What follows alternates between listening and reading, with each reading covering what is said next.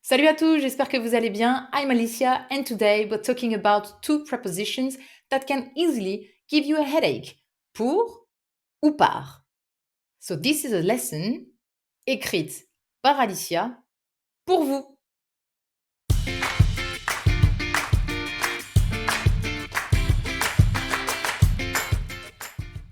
So there are many examples and many use of pour and par, and they sometimes bring some confusion when you need to use them. What we can do is try to think of some very common and useful examples, short sentences, expressions, phrases that we need and use in our daily life, and see what they express, and if there is a reason why we use pour rather than par, or not really. Is there some kind of rules, or not really? Are there a lot of exceptions? A lot of things to learn by heart. Let's have a look at that. My first example, I will take all the examples I can think of with par, and I will start with par exemple. There is absolutely no explanation or justification why we say par. This one is one of those that you need to learn par cœur. Same reason, no reason. Par exemple, et apprendre par cœur. Another thing when you talk about languages, for example, is to say that you learn by obligation because it's for your job and you need to learn French, for example, or by choice. So in that case, you would use j'apprends le français par obligation, par choix, par plaisir, par politesse. That wouldn't work for learning French, I suppose. Elle a accepté son invitation par politesse. On utilise aussi par pour exprimer le moyen que l'on utilise pour faire quelque chose. Je suis allée chez Marie par l'autoroute, en passant par l'autoroute, au lieu de passer par la nationale. Je suis passée par le parc, mais je ne suis pas passée par le centre-ville. And also to express how you did something, which means you used to do something. J'ai répondu par email. En général, je réponds par écrit, par téléphone, par message, but à l'oral.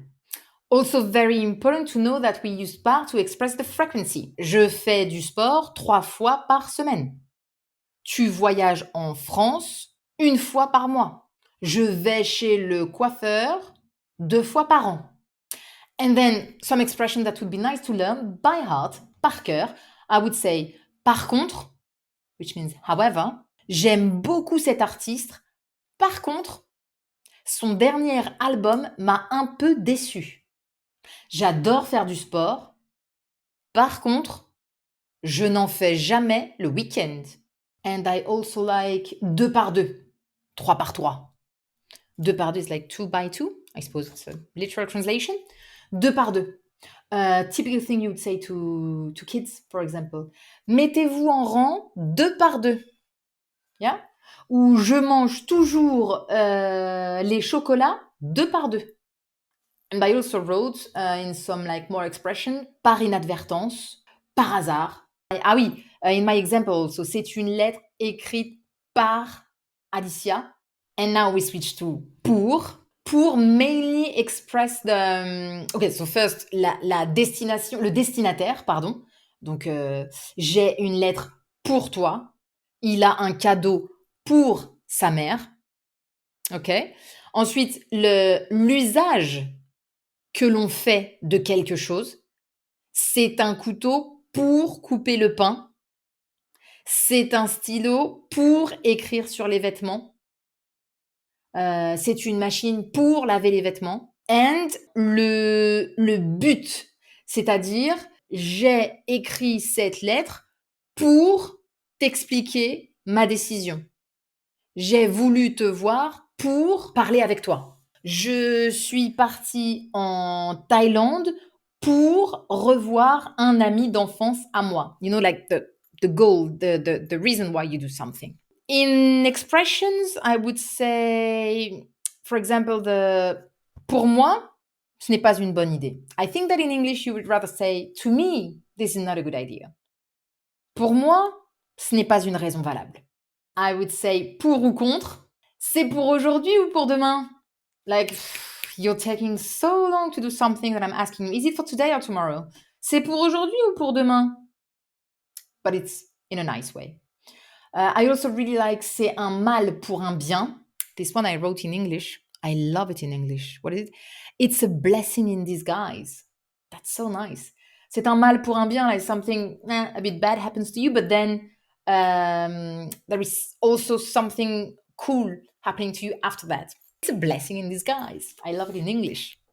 La notion de temps, très important. Par exemple, il me faut ce dossier pour lundi. Je vais en France pour Noël. On devrait arriver chez nos amis pour 18h. Notion de temps dans le futur. Pour. Very nice. It's good to know this one. La notion de temps. Pour le moment. Fixed expression. And this one too, very nice. 2 pour le prix d'un. Special offer. 2 pour le prix d'un. Par exemple, aujourd'hui, nous parlons de 2 prépositions pour le prix d'une. That wouldn't work at all, of course. No, but I mean, if you buy something and you actually buy 2 things for the price of one, you would say, j'ai acheté 2 crèmes pour le prix d'une. Et pour finir cette leçon, full of new expressions, I'm sure, and now you know how to use these two, I wrote a little text that I would like to read to you.